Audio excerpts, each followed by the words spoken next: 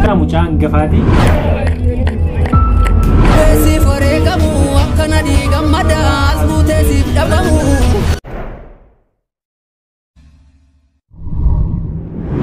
Karta daftoota kiyya bakka itti nageen keessaa qabu jechaadha. Viidiyoo biraatti walitti deemnee jirra. Viidiyoo kanatti akka bohaartan akka gammadda abdii guddaan sirraa qaba. Namoonni channel kana faana ta'uu jirtan subscribe gochuun dagatina mallattoo notification tuqaan si jechuu barbaada. Yaada qabaattan koomenti barreessa.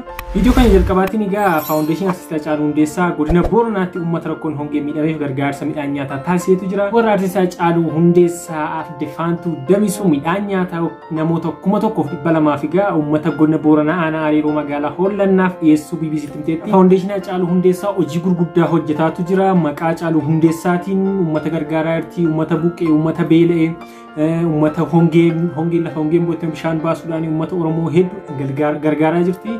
Saniif hojii jajjabeeffamuu qabudha. Foundation kun hojii guddaa hojii boonsaa uummata Oromoo hojjetaa jira. Maqaa Haacaaluutiin hojii babbareedaan hojjetamaa jira. Foundation artist Haacaaluu Hundeessaa erga hundaa'e hojii isaa jalqabaa kan ta'e piroojeektiin bishaan dhugaatii godina Booranaa ji'a 4 dura aanaalee mi'oo fi dubulluqi jedhamutti eegalee ture jechuudha. Qaba aanaa mi'oo bakka bokkuu luugamaa jedhamutti hojjetamaa jira. Isa kana birrii miliyoona 16 rabarnee fi yoo xumuramu uummata 15,000 eebuu baasa jedhamee abdatamaa jechuudha. Uummata keenyaan eebuudhaan bishaan dhabee hongeedhaan rakkataa jiru kanaaf bishaan boollaa baasaa fi jirti jechuudha. Haacaaluu Hundeessaa gaa akkas jechuun turte gara sanan deemee ture. Biyya kana hin beekun ture garuu akka uummatitti naan simate miira gammachuu na keessatti uume. Maqaa ceekoon deemee haala kanaan simatamuuttis nan boone. Piroojeektiin kun wayita xumuramu ammoo gammachuu inni uumuu danda'u nan yaadee jira. Wayitan mi'oo ga'uun uummata buqqee hedduu arge. Osoo Haceekoo ta'ee maal gochuun danda'a jedheen gaa of gaafadhe. Isa boodan piroojeektiin lammataa dubulluq irratti eegale. Piroojeektiin amma walumaa galatti harka 100 keessaa 80% caalu xumurameetu jira. Piroojeektiin kanneen akka waan Haacaaluu waliin mucaa argataniitti akka ilaaltuu fi akka itti gammaddus ibsite. Bokkuu luugamaa erga inni du'ee Hacee mucaa hangafaati. Inni dubulluq ammoo mucaa quxisuuti. Maqaa foundation Haceetiin hanga ammaatti mucaa lama arganneera jechuudha. Jechuun akka guddoo mararfattu ibsite jechuudha. Dhugaa kun jecha baay'ee namatti toludha. Keessumatti rokas piroojeektiin garaa kee irraa uummata kee gargaartee uummata dheebote dheebuu baastee uummata beela'u beela gaafa baastu gammachuu guddaadha kan itti argattu jechuudha. Nama yookiin piroojeektii maqaa Haacaaluutiin yeroo uummata tokko dhaabatee uummata sana dheebuu baasu akka waan uummata amma mucaa argataniitti jechuudha. Piroojeektii kana isaa ilaalanii akka dhala ofiitti. Kun jaalala uummata ofiif qabdudha. Akkuma Haacaaluu uummata isaa jaallatee lafa uummati buqqeetti, lafa uummati beeleetti, lafa artistiin ubsatetti, lafa namni rakkatetti Haacaaluu akka dursee artistii kamiin dura dursee qaqqabaa ture hin beektu baay'een keessanii. Saniif gaatiiwwan haati warra Haacaaluu Hundeessaa gochanni kanaan dura jalqabee gargaarsanni gara laafummaa yookiin uummata isaa gargaarsan uummata isaatiif godhu kanaan dura jalqabe sana itti fufsiisetti kan isheen uummata kana gargaaraa jirtu maqaa Haacaaluu Hundeessaatiin yookiin maqaa abbaa warraa seetiin jechuudha. Viidiyoon argitan kun egaa viidiyoo yeroo isin kanaan dura dhagaa bu'uuraa keessee deemteeti jechuudha kuni.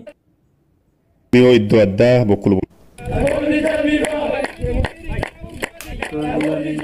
Godina Booranaa aanaa mi'oo iddoo addaa bokkuu lubooma jedhamutti horsee bultoota hongeen miidhamanii fi faawundeeshinii artist Haacaaluu Hundeessaa bolbisaanii birrii miliyoona 14 qochisiisuu fi haati warra Haacaaluu Afdefaantuu Damisee bu'uura kaa'uun hojii laayyuu eegalchite. Asirratti egaa footoon amma asirratti argitan kun immoo kuni kan kanaan dura dhagaa bu'uuraa keessadha. Footoon kun immoo erga piroojeektiin sun raawwatee booda gidduu kana kan isheen deemtee eebbisiistedha. Uummataaf erga bishaan dhibee uummatitti fayyadamuu kan jalqabe jechuudha. Piroojeektii faawundeeshinii Haacaaluu Hundeessaa jalqabe keessaa inni kun isa tokkodha mucaa hangafaati. Sanii fi piroojeektii hedduudha kan isheen jalqabdee jirtu. Inni hangafaa kun egaa raawwatee takkeessi natti eebbisiistee uummataaf lafa hongee lafa midira badaa jedhamu yookiin lafa hongeen bu'etti lafa bishaanii dhibetti bishaan boolla baastee fi uummata dheebuu baasaa jirti jechuudha. Dhugaa kun waan hedduu nama gammachiisu.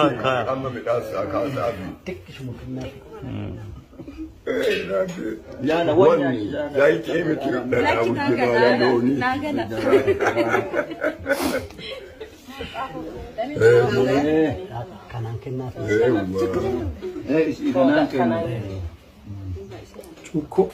Darah tura. Muri daerah.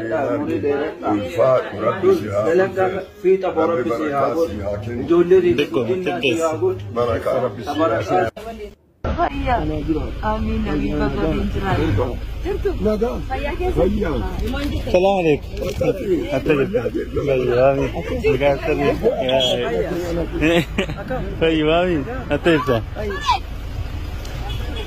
Video keenya taanuun immoo Caalaa Bultumee muuziqaa haaraa fidaa jira. Muuziqaa bareedaa Faacha Gororra jedhu dhufaa jira. Muuziqaan kun xiqqoo sichita fi TikTok irratti gadhiifamee jira.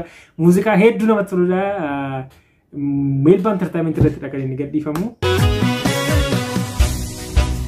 Abba ko mabba kan ko Faacha Gororra keesse addo garaana keesse. Rana le gootuma jaarsa sarbaali lana tokko noolu miilana yookaan harri filachuu yookaan harri baafachuu warra kaleessiif darbee dagachuun silaan ta'u gootummaan nu dhaalchiftaan ormuu kan ragaa ba'u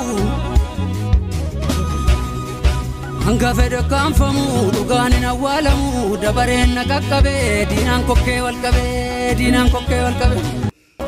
Malin gara sigau akka lakkasaa wagii du'eessi foreegamu akka nadii gammada asbuutee siif dhabamu akka maammoo mazammir guyyaa siif fannifamu akka eebbisaa addunyaa lafarra harkifamu akka qeerroo nageessoo qeerrummaan kolaafamu akka leenjisoo dhiigaa summiidhaan ajjeefamu akka bakar waare miila tokko siif laaddu akka ji'a damsaaddo waraqaachiitti nyaaddu. Uga Caalaa Bultumee jechuun sirba isaa kanaan dura beektu keessumattuu sirba qabsoo baramaa sirbraanii baaserraa ka'ee Caalaa Bultumee jechuun sirba isaa jechuun sirba baay'ee humna qabu sirba baay'ee paaworii qabuu fi dhiibbaa guddaa uumaa turedha. Ammallee sirba inni fidaa jiru kun baay'ee Parti man kutee gadhiise kun hedduu namatti tola. Qajaran miira dhuma nama kakaasa miira ofii keessaa jechuudha. Maaf jechoota inni fayyadamu maqaa wareegamtoota inni kaasee walitti fidu kun hedduu baay'ee dhugaa muuziqaa hunda isaa dhaggeeffachuu baay'ee jarjareera. Saniifuu gidduu kanuma gadhiifaman natti fakkaata. Melba Entertainment irratti eeggadha. Anillee baay'ee hawwiidhaan eegaa jira. Muuziqaa baay'ee bareedaadha. Ani fi eekka. Wanti keessa namaati bakka paaworii makama muuziqaanii afuura amma jiranii yeroo amma faarsaa amantii dhaggeeffattu afuuraan sammatamtaa akkanas kan Caalaa Bultees akkasuma humna qaba si sammata yookiin laphee si cabsa innaa kana komaltiiti yaadoo dhugaa ansuusanaa yaadee baranaa qalbii gootiin namaani tanaa komaltiiti ta'a kaayessu addee maal ta'e eeshi turbe beekurraa kaa Bombanetti jedhe itti qaxxalasaa mun beeku kaa ishee isa tokko se'eera gama Raalii jala beektaa sirbaan beeku miti anillee si fedhaatus nan jibbitu sanyii mootii sagalee ilkaasika qalbii kootii akkasuma nama godha gaafa TikTok yeroo jalqabaa viidiyoo hojjettu si rakkisaa sirbiti beektu sirkaa badaa akkaataan sochii si dhibaa amma seensuma sheersii keessaa fidee ta'uu danda'a akkasuma itti barama TikTok yeroo jalqaba viidiyoo hojjetamu akkas nama godha itti barama wanti hin baramne immoo hin jiru. Nugusa ta'ee utuun nugusa ta'ee Addis Ababaa taa'u nan dida. Utuma saatii ta'ee saatii roomeelii ta'ee gosa beennanii dhattu nan citaa.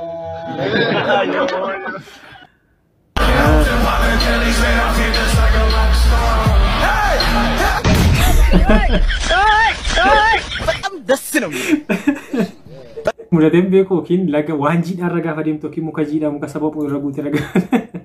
Ayi mucaa. Yeroo laga caanfaa waan akkasii jiraata garuu kufaatiin sabaa namatti tola ooleera.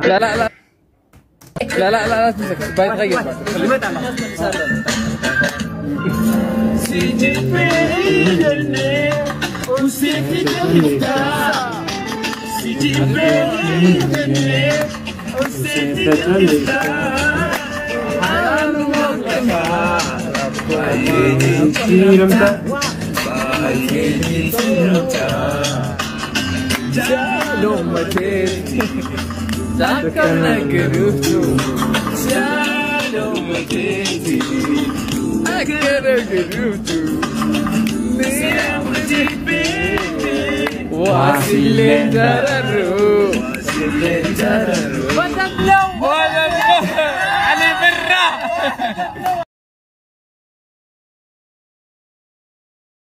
Akan garuu namichi kun Alii Birraa fakkaata.